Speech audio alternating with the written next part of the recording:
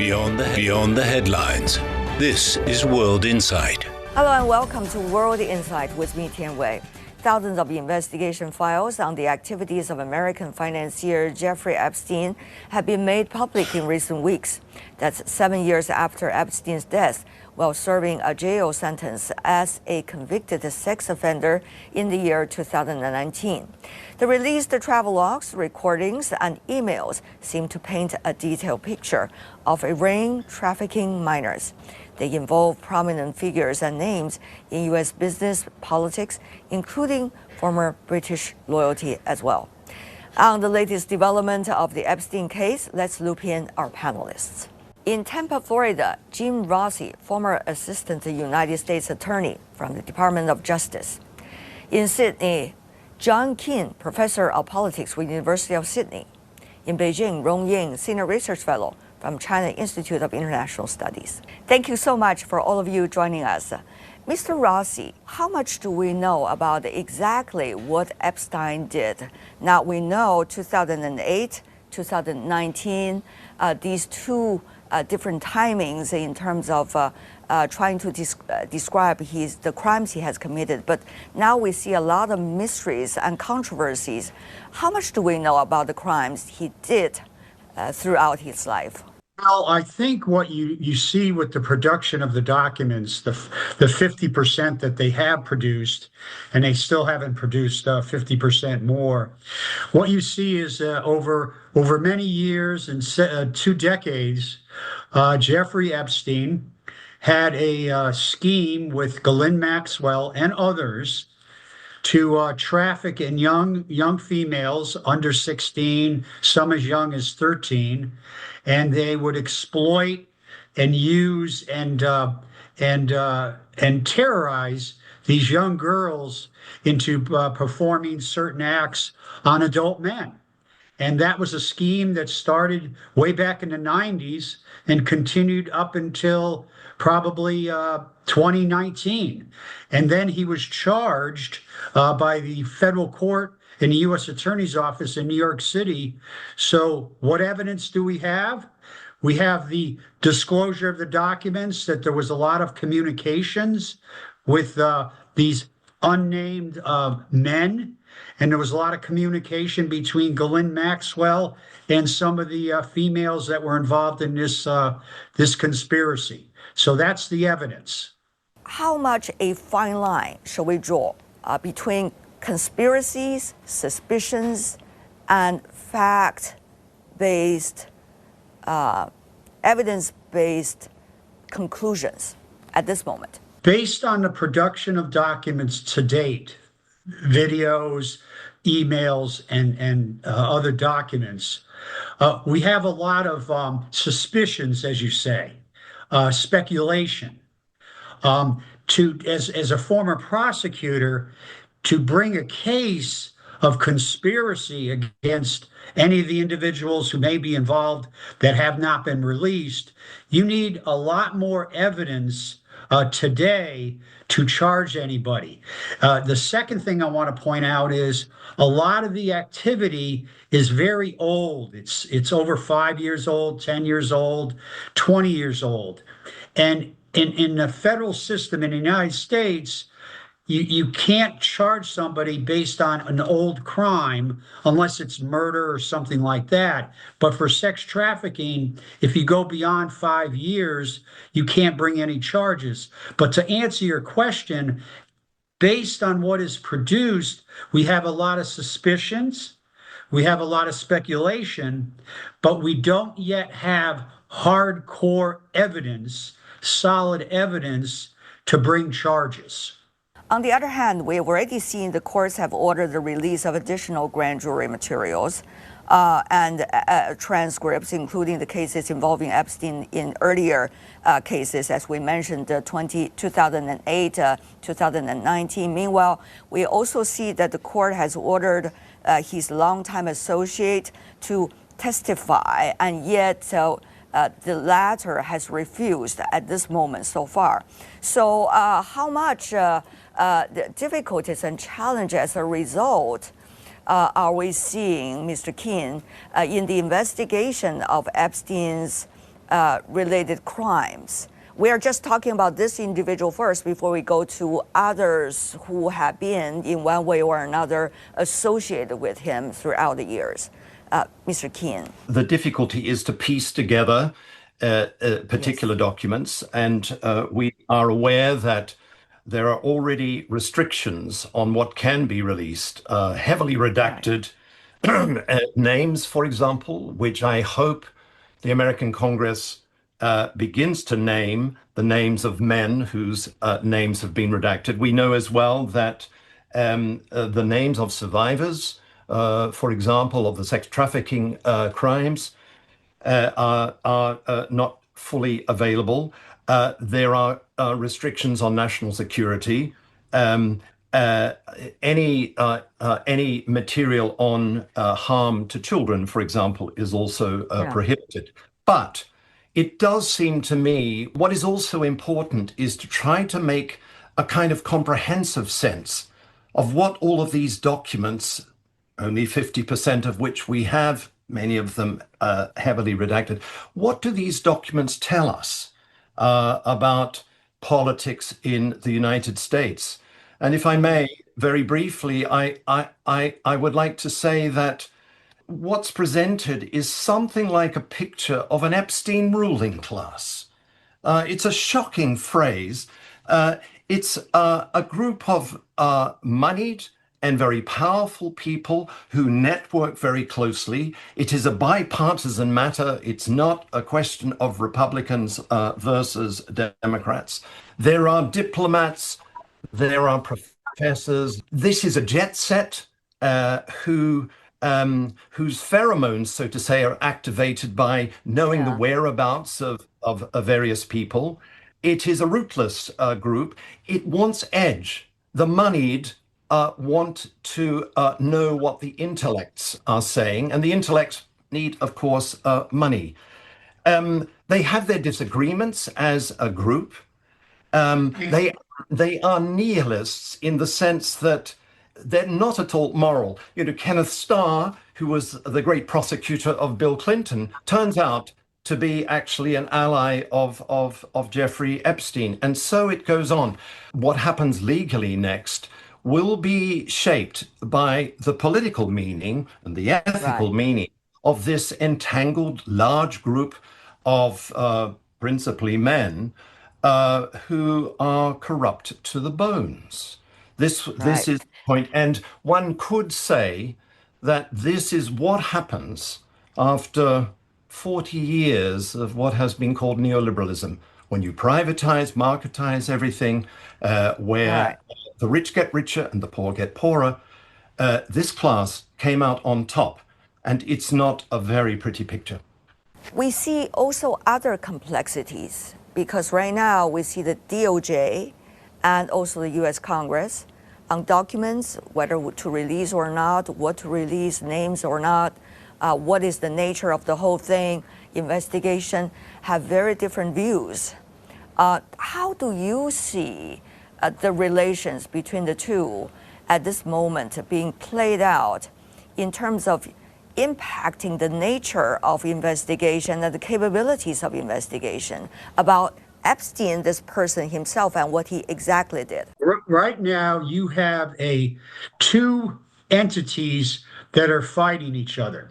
The Congress wants, for the benefit of the victims, and this is a very good question, Congress wants, for the benefit of the victims, full disclosure with limitations of those individuals who were discovered to have participated or associated with Mr. Epstein at his island, his home, or wherever they were having this conspiracy. And then you have the Department of Justice, which is fueled by the interest of Donald Trump, acting through his attorney general. They're fighting the full disclosure. And the major reason, I think, is that there are names in those files that have yet to be disclosed and that are in the redacted version that have been disclosed. There are names that they don't want revealed because it could be embarrassing to the administration or to the individuals who are listed in those documents. So you have this tension between Congress's right to pass a statute for full disclosure and the Department of Justice, which is fighting tooth and nail to prevent full disclosure. And how is this going to be resolved? It'll probably end up in the courts, and you may have contempt proceedings. You may have impeachment proceedings. It's going to be a hot mess, a hot mess. And of course, this year is the political year for midterm election in the United States. But I heard you very clearly, Mr. Keene, that it's not just about Republicans versus Democrats. It's a lot of things going on at the moment. So whether this investigation can be fairly done, are you confident about that as an observer? Not especially, I have to say, because again, the bigger picture is important here. One of the consequences of the two Trump administrations already is the taming of the judiciary, the politicization of the Department of Justice, for example, and the quiescence of the Congress.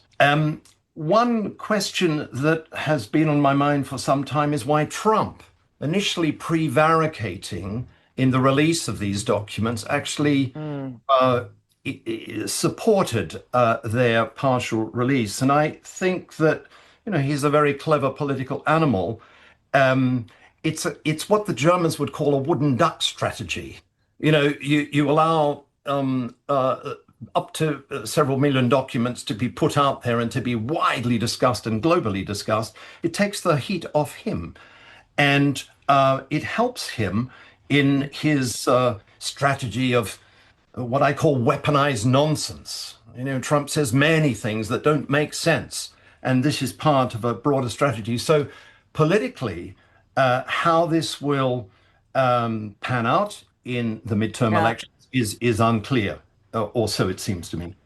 Adding another layer of complexity, Mr. Rossi, we have seen some of the names being mentioned in the documents being released. Now, I don't know how authentic these documents are, whether the documents could really prove one thing or another, but certainly some of the names we've already seen goes beyond the United States, which means there's another layer of geopolitics and the U.S. relations with all these people where they're coming from originally.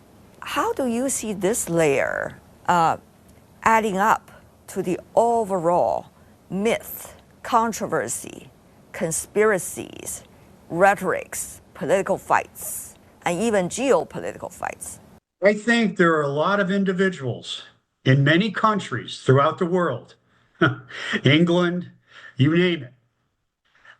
There are individuals who are alive today who are praying that their name is not going to be revealed in the documents that have been redacted or in the 50% that has not. And it goes to what Mr. Keene said. Mr. Epstein, back in the 80s, was a con artist, a fraudster extraordinaire. And he used his money to make contacts with everybody in many countries. And he invited him to his island. He invited him to participate in what he had a predilection for. So it's not just Prince Andrew. There are many other politicians in many countries and public figures or businessmen who may be in those files, and they're praying that their names are not going to be revealed. Mr. Rossi, once again, back to you. How much do you think in the public sphere, besides the anger, clear line is being marked by what is evidence, what is emotion, what is sentiments, and what is the real investigation of the crimes? How much of attention is being put on sentiments and emotions? How much really efforts is there for the real investigation and finding out the details, the facts related to people's suspicions? We have conduct that is many, many, many years old, and it's conduct that is affiliated with certain individuals, Jeffrey Epstein, Ghislaine Maxwell, and all these conspirators who are in these draft indictments. But we have to be careful.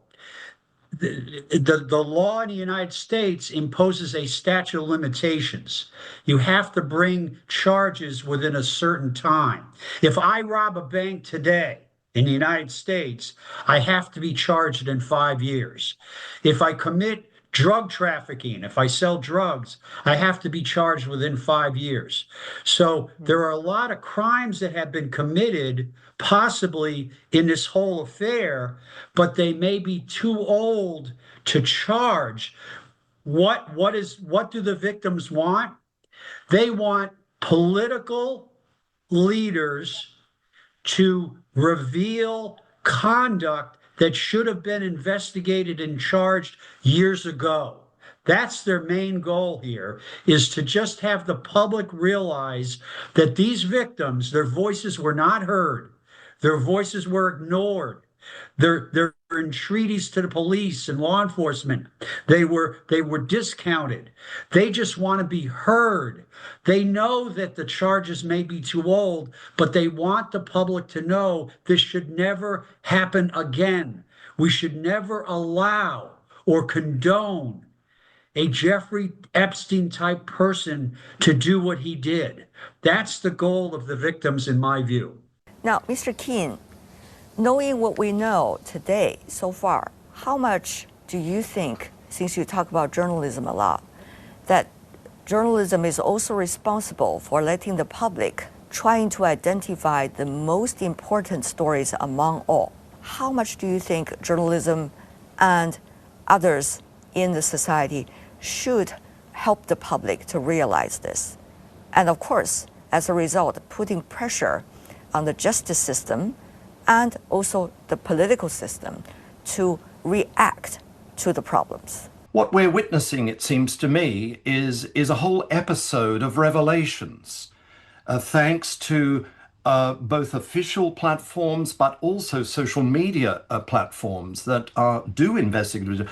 What's being revealed is this these symptoms of the decline of empire. It's very disturbing, and of course, the victims of the 1,000 or so women and girls who were victims of the Epstein racketeering and Ghislaine Maxwell's racketeering. Of course, their voices must be heard, but there's a more serious matter here about what these documents tell us, it seems to me, about the decline of American democracy and its commitment to accountable representative power. What we see from these documents is that journalism badly let down the citizens of the United States and other countries. Mr. Rong, how do you as an observer, looking at what is going on over there, what is your takeaway? Simply, you can put it as a kind of money, power, and corruption. So following the case, the Epstein case like that, certainly resonate a lot for Chinese and for me personally, that why that happened. And you can definitely, I think, have different, so draw a lot of conclusions. But the most and important for me conclusion is the system, the institution, it seems that are not working as effectively or efficiently as we believed. The scales and the scope of this case and the ways that has been revealed and under investigation is very much complicated. Of course, as the co-panelists have been debating, it can argue in a legal way, it can argue in a political way.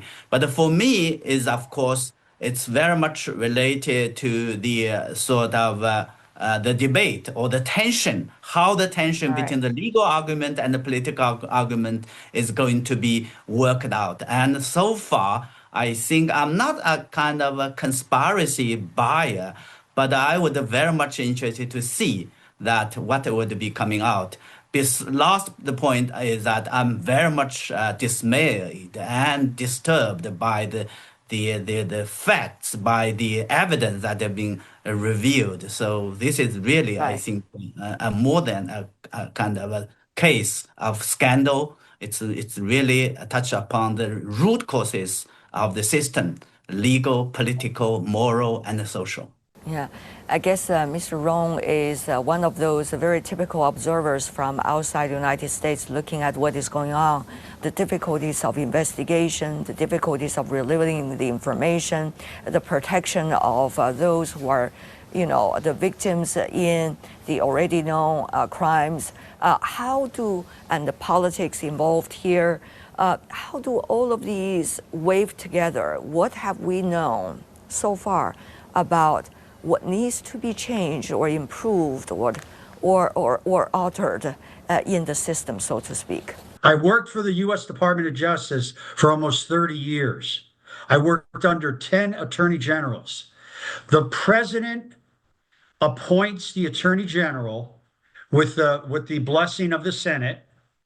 But once that attorney general is appointed, she or he needs to act independently. There should be a wall between the activities of the U.S. Justice Department and the White House and the House and the Senate. And the reason for this is when you apply the law to the facts as a prosecutor, and I did that for almost 3 decades, you have to do it without any fear or favor. You have to do it without any bias or prejudice. And you just have to call it like an umpire in a baseball game. And that is the bedrock. That is the bedrock that is our judicial and legal system. And the sad part today, as I speak on this panel, is that I cannot say that the Department of Justice is prosecuting or investigating individuals without bias or prejudice. It's gone off the rails. It's lost its moral compass, and it's very sad. Now, Mr. Keene, on the other hand, what do you think are some of the major institutional takeaways so far we could have out of the evidence or facts that the public have seen? How to build institutions politically. This will that prevent organized lying, led by the master liar who, Epstein took credit for the fact that the sun rises every morning. How to build institutions. I call this kind of democracy the need for a much stronger form of monitory democracy. Mr. Rossi is right, an independent Department of Justice, investigative journalism, a Congress, a parliament that stands up to the executive. I'm afraid that one of the lessons of these documents so far is the extent to which the Democrat-Republican divide has been corrupted. And the task of politically rebuilding governments at all levels that are honest, that do not lie, where representatives have the courage to admit that they are wrong and that they will change tack, that they don't engage in weaponized nonsense. I mean, all of this will take time. And it seems to me this is the major lesson, political lesson of the Epstein files. What is needed is the monitoring, the active monitoring, active forms of rendering power accountable so that, as the famous Jewish Dutch philosopher Spinoza said, the powerful learn that they are not able to make a table eat grass. Thank you for that quote. Mr. Rong, your final takeaway. What do you think are some of the institutional problems clearly shown so far already? I would add one more. Possibly we can look at the social aspect where I think these personalities that are being involved tells or reveals that an area which we have not been should be do more. I mean, as the Chinese say, never late to mend. That since they are public, a lot of them, I mean, those implicated or those that are being revealed, a lot of them are public figures. So being public figures, they're supposed to have a higher moral sort of standard. So the code of conduct, receiving, these treatment or doing in a way like what that are being revealed in the Epstein case is not, politically unacceptable, but morally and socially unacceptable. And that is all the time we have for today. If you'd like to know more, search World Insight or check out our YouTube channel. Follow us on X and Facebook. I'm Tian Wei on behalf of the team. Thanks for being with us. Bye for now.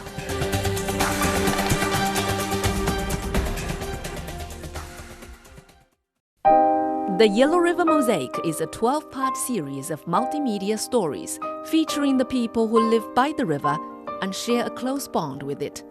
Subscribe the Yellow River Mosaic on your favorite podcast platform or visit radio.cgtn.com for more in this program.